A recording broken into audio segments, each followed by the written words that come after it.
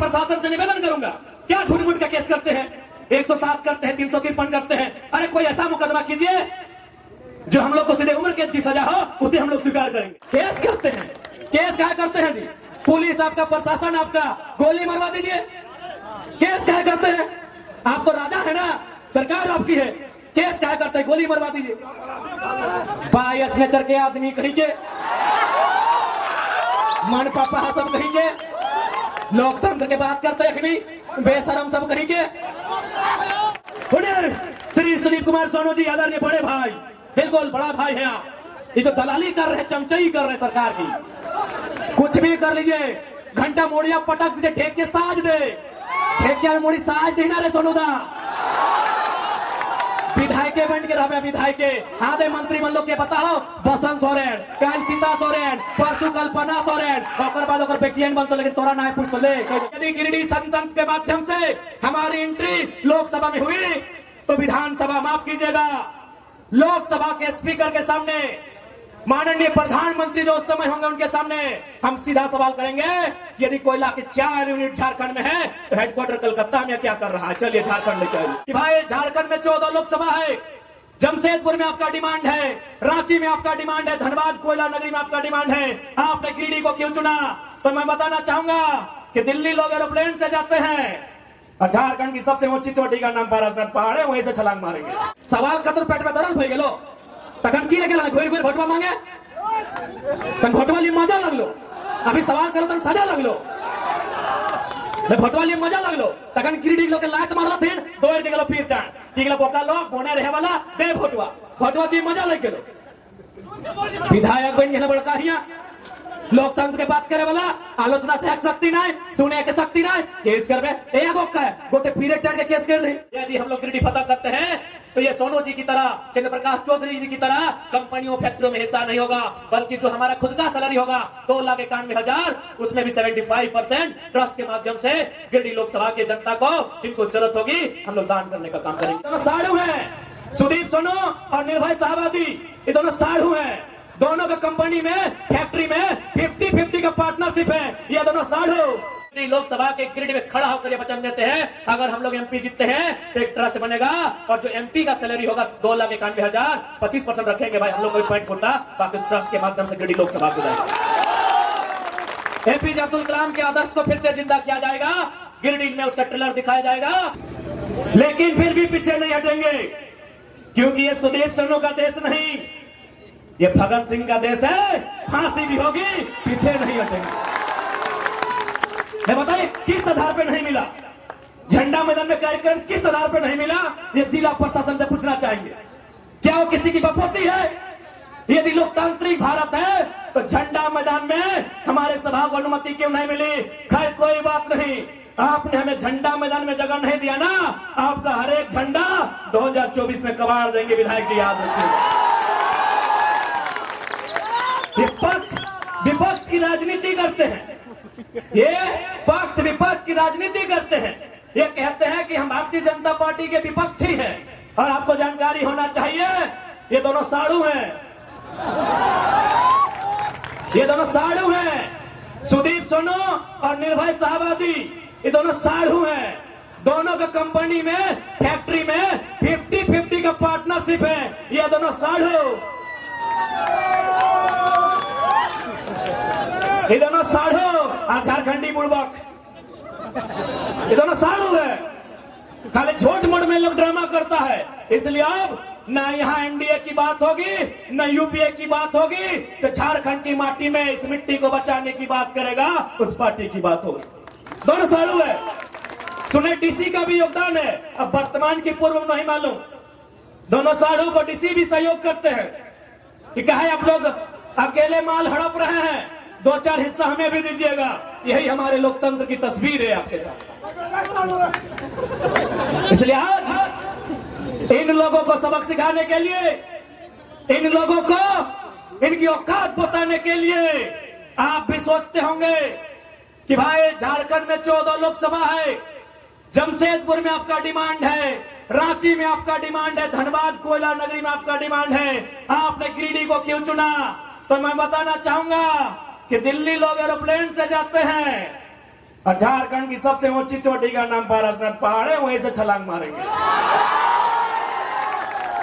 इसीलिए चुना है, कोई तथ्य है इसीलिए चुना है पारसनाथ पहाड़ को कि हम लोग स्टेशन जाने का इरादा नहीं है, मूड भी नहीं है। यही पारसनाथ की चोटी 4480 फीट की ऊंचाई में जो पारसनाथ है, वहीं से दिल्ली जाने की तैयारी है। ये आशीर्वाद और दुआ आपका होना चाहिए, ये संदेश लेकर आए आज। और हम लोग कहना चाहेंगे, यदि गिरिडीह लोकसभा हम लोग फतह करते हैं, जैसा हमें जानकारी है, गिरिडीह लोकसभा में सिर्फ टाउन में केवल सदर में 200 प्लांट है, केवल सदर में 2000 फैक्ट्रियां हैं, और हर एक फैक्ट्रियों में, हर एक प्लांट में यहाँ के विधायक सांसद दोनों को दक्षिणा जाता है, दोनों को चंदा जाता है। हम लोग वचन देते हैं, अगर गिरिडीह फतह करते हैं तो चंदा के धंधा को बंद किया जाएगा और से रोजगार का सृजन किया जाएगा। आज बताइए क्या नहीं दिया हमने। आज गिरिडीह में CCL, धनबाद में BCCL, रामगढ़ में CCL, गोड्डा में ACL, रांची में CMPDI, coal India of India. India में जो कोल इंडिया है उसकी 8 यूनिट होती है। सुदीप सोनू जी भी थोड़ा सुन लेंगे, क्योंकि हमको उम्मीद है नहीं जानते हैं। यही तो खासियत है कि हम केवल लीडर नहीं है विधायक जी, टीचर भी हैं। वीडियो देख के सीख लीजिएगा, सीख लीजिएगा। और ऐसे भी हमारे भाषण का नकल करते हैं, उनके सहयोगी हमें बताए हैं। विधानसभा के भीतर हमारे भाषण को इन्होंने नकल करके रखा है। अच्छी बात है, बच्चे, इस बच्चे के लिए गर्व की बात है। तो सुनिए माननीय विधायक जी, क्योंकि हमने कोयला पे बात किया है, गिरिडीह में CCL है। कोयला की 8 यूनिट होती है कोल इंडिया की। BCCL, CCL, ECL, WCL, NCL, MCL, SECL, CMPDI 8 unit होती है। और दुर्भाग्य का विषय आपको बताएंगे कि 4 यूनिट झारखंड में है। BCCL झारखंड में, CCL झारखंड में, ECL झारखंड में, CMPDI रांची झारखंड में, और हेडक्वार्टर कलकत्ता में है। ये झारखंड का दुर्भाग्य है। इसलिए आज कोयलांचल की नगरी में हम ये भी संदेश देंगे कि यदि गिरिडीह संसद के माध्यम से हमारी एंट्री लोकसभा में हुई तो विधानसभा, माफ कीजिएगा, लोकसभा के स्पीकर के सामने, माननीय प्रधानमंत्री जो उस समय होंगे उनके सामने हम सीधा सवाल करेंगे कि यदि कोयला की 4 यूनिट झारखंड में है तो हेडक्वार्टर कलकत्ता में क्या कर रहा है। चलिए झारखंड लेके आइए, झारखंड लेके आइए। हेडक्वार्टर धनबाद होगा, बोकारो होगा, रांची होगा, गिरिडीह होगा, कलकत्ता नहीं होगा। अब अन्याय झारखंड नहीं सहेगा, नहीं सहेगा झारखंड अब अन्याय। बताइए, आप ही बताइए, क्या हमारी मांग गलत है? 8 यूनिट में 4 यूनिट झारखंड में, हेडक्वार्टर कलकत्ता में। लेकिन दुर्भाग्य देखिए, आज 23 साल के झारखंड में कोई सांसद ऐसा नहीं हुआ जो ये सवाल सदन में करे कि कोयला का हेडक्वार्टर अब कलकत्ता नहीं धनबाद होना चाहिए। कहे सबको हिस्सा जाता है, सबको हिस्सा जाता है। कोयले की काली कमाई में सबका हिस्सा जाता है, इसलिए आज तक किसी ने सवाल नहीं किया। और एक ताज्जुब की बात आपको बताएंगे, दामोदर वैली कॉरपोरेशन, हिंदी में दामोदर घाटी निगम, उसकी परियोजना कहां है पता है? धनबाद नदी में दामोदर के किनारे, बोकारो में दामोदर नदी के किनारे, रामगढ़ में दामोदर नदी के किनारे, हजारीबाग, चतरा, लातेहार में दामोदर नदी के किनारे। हेडक्वार्टर कलकत्ता में है। ये सवाल संसद में होगा। कितना अन्याय हुआ है झारखंड के साथ। यदि हम उस दास्ता को कहने लगे तो ये सूर्यास्त होके उदय होगा, अस्त होगा, फिर उदय होगा, लेकिन हमारी दास्ता कम नहीं होगी। आज इतना जुल्म केवल और केवल झारखंड में हुआ है। इसीलिए किसी ने कहा कि हमार पानी हमार पसीना, कि हमार पानी हमार पसीना, और बिजली जले तो शेख हसीना। हमें एक बात कहेंगे, हमें बांग्लादेश की प्रधानमंत्री शेख हसीना से आपत्ति है, बाकी हमारे फरजान भाई हैं, इनकी भी फुआ शेख फातिमा है, उन बिजली जलाए, हमें आपत्ति नहीं है। हाँ, हम कहना चाहेंगे, हमारे फरजान भाई हैं, आधे शेख साहिद भी आए हैं, सानिया बहन भी आई है और रिजवान दौलेडी है और हमारे रोकी शेख भी हैं। तो उनकी भी फुफी जान का नाम शेख फातिमा है। वो बिजली जलाए, हमें आपत्ति नहीं है। हमें ये आपत्ति है कि पानी हमारा, पसीना हमारा बांग्लादेश की प्रधानमंत्री क्यों जलाएगा, ये बात की आपत्ति है। बाकी हमारे फरजान भाई हैं, इनकी भी फुफी जान का नाम शेख फातिमा है, वो जलाए, हमें कोई आपत्ति नहीं। बंगाल हमारा बड़ा भाई, बिहार हमारा मंझिला भाई, उड़ीसा हमारा संझिला भाई और झारखंड छोटा भाई। बंगाल के पास 88,752 वर्ग किलोमीटर की धरती है। बिहार के पास 94,163 वर्ग किलोमीटर की धरती है। उड़ीसा के पास 1,55,707 वर्ग किलोमीटर की धरती है और झारखंड के पास सबसे कम 79,714 वर्ग किलोमीटर की धरती है। भैया, जब हम आपकी जमीन पे नजर नहीं गड़ाते हैं, आपको कोई अधिकार नहीं है हमारी जमीनों पर, हमारे रोजगार पर नजर गड़ाने का। एक छोटा भाई आपको संदेश देता है।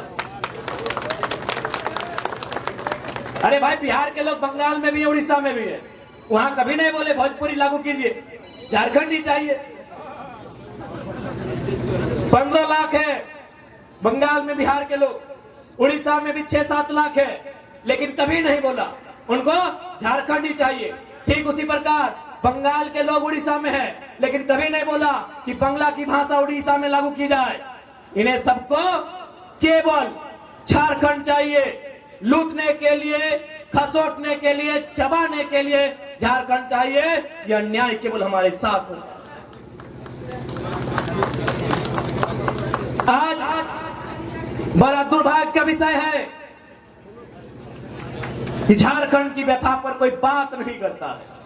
आज सुनने में आया माननीय मुख्यमंत्री जो पूर्व में उनकी अर्धांगिनी भावुक होकर रो रही थी। एक स्त्री की रोने पर हम लोग कटाक्ष नहीं करेंगे, उनकी रोना को हम लोग भी समझते हैं, क्योंकि हम भी एक शहीद पिता की संतान है। और मेरी माता उसमें मात्र 28 वर्ष की थी जब मेरे पिताजी का स्वर्गवास शहादत हुआ था। यानी एक स्त्री की व्यथा को मैंने देखा है, समझा है। लेकिन इस बात का तकलीफ है कि हमारी माननीय मुख्यमंत्री पूर्व उनकी अर्धांगिनी झारखंड के दुख दर्द पे नहीं, अपने निजी दुख दर्द पे रो रही थी। इस बात की तकलीफ है। अगर ठीक है, यदि आपके पतिदेव आज जेल चले गए, कल वापस आएंगे और शायद मुख्यमंत्री भी बनेंगे, लेकिन क्या आप उत्तर देंगे? क्योंकि आप उसी सरकार का अंग हैं, उसी सरकार के अंग थे। शहीद सुनील महतो, उनका मर्डर हुआ है। बताइए एनआईए जांच कब करेगी आपकी सरकार? अरे आपके पति जेल गए तो आपको तकलीफ हुई, हम उस तकलीफ में आपके साथ हैं। लेकिन बताइए, उनका मर्डर हुआ है, आपकी पार्टी का है, और आपके मुख्यमंत्री को फुर्सत नहीं मिलता है। 5 किलोमीटर दूर मुख्यमंत्री का घर है, समाधि स्थल नहीं जा पाया। क्यों झारखंड सवाल नहीं करेगा? अगर रोना है तो रोने पर भी इंसाफ हो। यदि महोदया का रोना इसलिए कि उनके पति जेल में गए हैं, तो जो इस दुनिया में नहीं है, उनकी आंसू का हिसाब कौन करेगा? शहीद सुनील महतो की पत्नी का जो विलाप है, उसे शांत कौन करेगा? एनआईए जांच की अनुशंसा राज्य सरकार केंद्र को कब भेजेगी, उस इंतजार में है। आज 90 साल की बूढ़ी मां है सुनील महतो की, आज इंतजार में रहती है कि टूसू का मेला हर साल लगे। उस मेला में 50,000 1 लाख रुपया बचता है। उस पैसे को सुनील महतो की मां को दिया जाता है घर चलाने के लिए। एक सांसद का ये दुर्भाग्य है राज्य में, और आप केवल इसलिए रो रही हैं क्योंकि आपके पति कुछ दिनों के लिए जेल गए। आपकी सहानुभूति में साथ हैं, झारखंडी होने के नाते उनके विचारों से हमारी लड़ाई है, हम आपके साथ हैं। लेकिन आपको इस बात को भी याद रखना होगा, इसी राज्य में आप ही के पार्टी के सांसद की एक नहीं महोदया 12 गोलियां तन दनादन सीने में उतारी गई है। उस पर आंसू कब भाइएगा, ये सवाल पूछता है झारखंड। 12 गोली शहीद सुनील महतो की चौड़ी छाती में, पारसनाथ से भी मजबूत छाती में एक नहीं 1 दर्जन गोलियां दागी गई थी। उसका हिसाब कौन लेगा? उस शहादत का हिसाब कौन लेगा? क्या उत्तर है झारखंड मुक्ति मोर्चा जो आज वर्तमान में सरकार है, और ये उछल कूद करने वाले विधायक, इनके पास क्या उत्तर है? लोकतंत्र के मूल्यों की अवहेलना करने वाले माननीय श्री सुदीप सोनू जी एक बात स्पष्ट कहेंगे, आप बहुत ही पूर्वाग्रह से ग्रसित व्यक्ति हैं। पहला बात, बायस नेचर के लोग तो राजनीति में होने नहीं चाहिए, राजनीति में संतों को आना चाहिए। तो सामने बैठकर अगर आप गाली दें वो स्वीकार करना जाने, ऐसे लोगों को राजनीति करनी चाहिए। आज आपने पीर टाण, सुनिए सोनू जी, जब गिरिडीह सदर ने आपको धुतकार दिया था, सुनिए झारखंड मुक्ति मोर्चा के नूनू सोनू जी, जब गिरिडीह सदर में 2 बार हारे थे ना, गिरिडीह सदर में 2 बार पानी पानी हुए थे। यही निर्भय सदाबदी जो आपके साड़ू हैं, जिनके साथ आपका व्यापार चल रहा है, 2 बार उठा के पटका था, पानी पानी हो गए थे सोनू जी। तब पता है किसने आपको वोट देके जिताया था? पीर टाण की धरती ने, याद रखिएगा। अरे आपको गिरिडीह ने पूछा भी नहीं था, सुनिए सोनू जी, गिरिडीह ने आपको पूछा नहीं, आपको छूछा बनाया था गिरिडीह ने। आपको पीर टाण ने प्यार दिया, दुलार दिया, और बदले में आपने क्या दिया? FIR दिया है।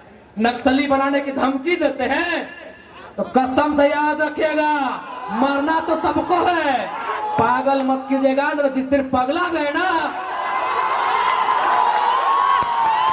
पगला गए ना, एक एक पाए पाए का हिसाब लेंगे।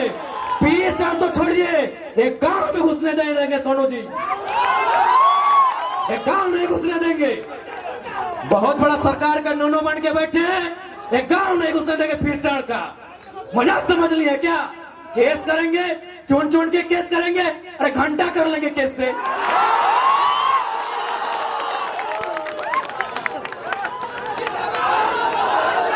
घंटा कीजिएगा केस करके। यहाँ सूरज मरेगा, चंदा मरेगा, पृथ्वी मरेगी, फिर 5 फीट का इंसान क्या है? अबरी अगर केस की धमकी हुई ना सोनू जी, माननीय श्री विधायक जी, कसम से केस हमारा थाना में होगा, लेकिन बाकी सुन लीजिए, आपके सर का केस नहीं रहेगा। केस करने की धमकी देते हैं, सरकार के गोद में बैठे हैं। अरे कितना गोद में बैठिए, सरकार आपको दलाली ही करवाएगी, मंत्री तो बसंत सोरेन को ही बनाएंगे। सुनिए श्री सुदीप कुमार सोनू जी, आदरणीय बड़े भाई, बिल्कुल बड़ा भाई है आप, ये जो दलाली कर रहे, चमचई कर रहे सरकार की, कुछ भी कर लीजिए, घंटा मोड़िया पटक दीजिए, ठेके साज दे, ठेकिया में मोड़ी साज देना रे सोनू दा। विधायके बन के रहे, विधायके आधे मंत्री बन लोग के बताओ, बसंत सोरेन, कल सीता सोरेन, परसों कल्पना सोरेन, और बाद और बेटियन बन तो, लेकिन तोरा ना पूछ तो ले कह दिए।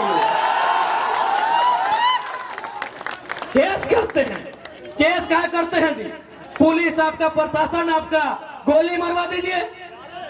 केस क्या करते हैं? आप तो राजा है ना, सरकार आपकी है, केस क्या करते हैं? गोली मरवा दीजिए। बायस नेचर के आदमी कहीं के, मन पापा सब कहीं के, लोकतंत्र के बात करते अखनी, बेशरम सब कहीं के। और सबसे दुर्भाग्य की बात है कि आप गठबंधन के हिस्सा लगे, और गठबंधन के सबसे बड़ा नेता पंडित नेहरू के पढ़ल लिखाए, और बात करते लोकतंत्र के। अरे नाय पढ़ल है, आओ क्लास देवो, आओ क्लास देवो, आओ क्लास देवो। लोकतंत्र के बात करते, सवाल क्या नहीं करते? सबसे ज्यादा वोट पीर टाण दे लो, सबसे ज्यादा वोट पीर टाण दे लो परसेंटेज में। सवाल कतुर पेट में दर्द हो गेलो, तखन की लगे घोर घोर भोटवा मांगे, तन भोटवा लिए मजा लगलो, अभी सवाल करो तन सजा लगलो, भोटवा लिए मजा लगलो, तखन गिरिडीह लोग के लात मारला थीन, दौड़ के गेलो पीर टाण, की गेलो बोका लोग बोने रहे वाला दे भोटवा, भोटवा दी मजा लग गेलो।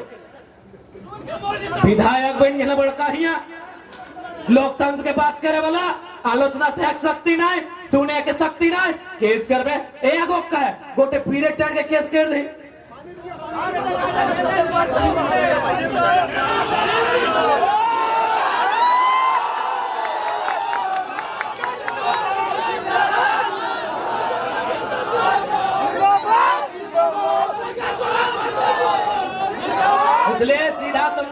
विधायक जी, सुन विधायक सुन, कनवा में कड़वा ना है, फेंड्रिक तेल लगाए के सुन। और ऐसे भी सबसे ज्यादा भाषण हमारे तो ही सुनने हैं, नुकाए नुकाए सुनने हैं, बिना फॉलो करके बिना सब्सक्राइब करके सुनने हैं। हाँ, बिना सब्सक्राइब बिना फॉलो करके सुनो, हमारा रिपोर्ट है रोज। आज तो एकदम पहले हुआ मुख्यमंत्री के हुआ सही थे, कहते छोड़े की गले देखाओ, आज तो कसम से अगर हालत खराब है।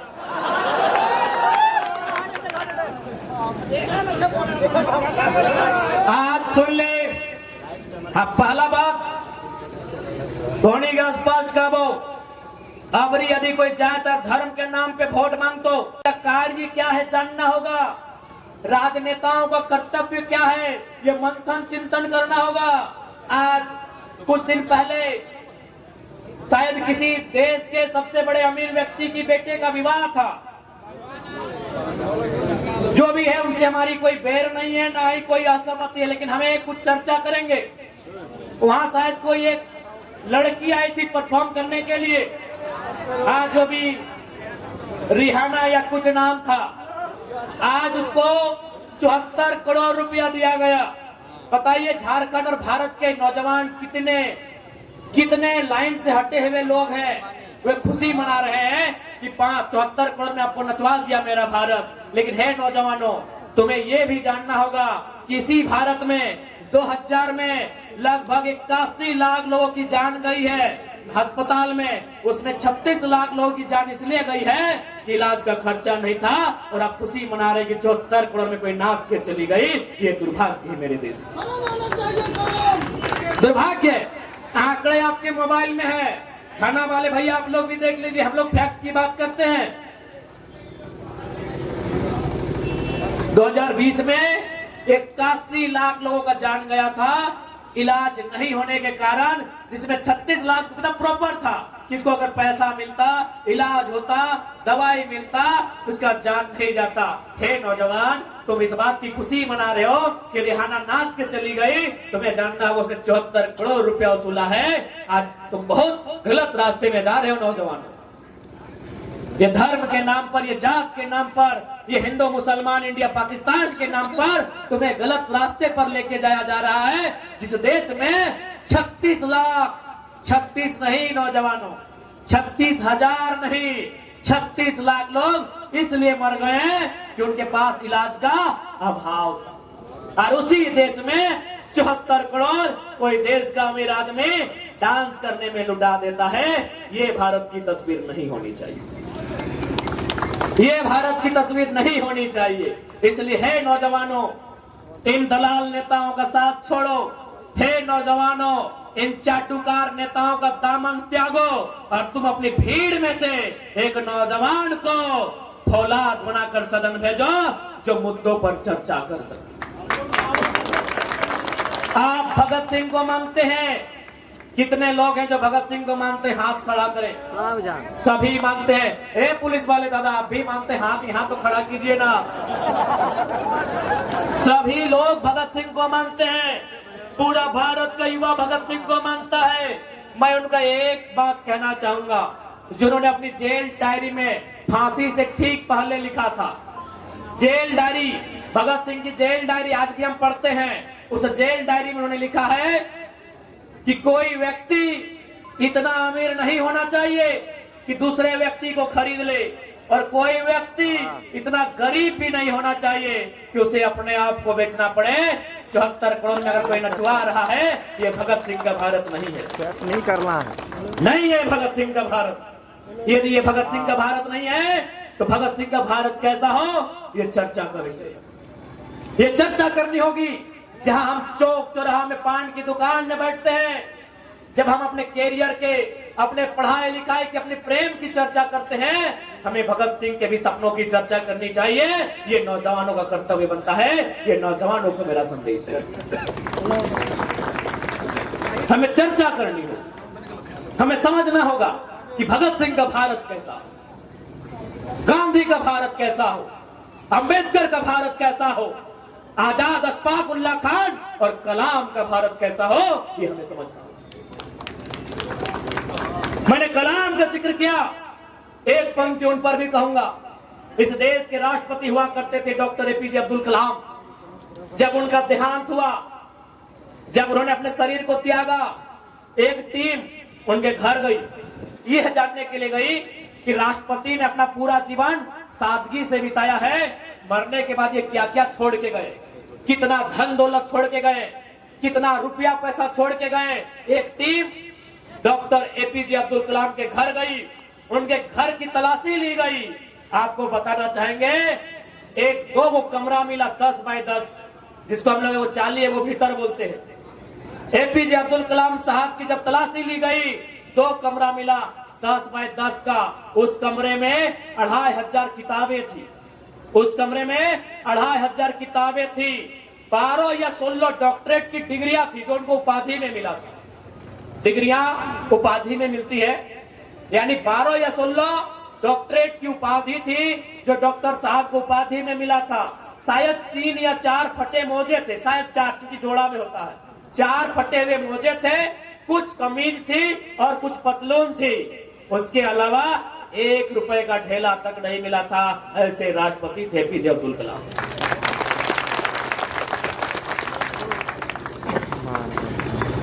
उन्होंने क्या किया था, अपनी सारी संपत्ति को एक ट्रस्ट बनाया था पंचायत के नाम से।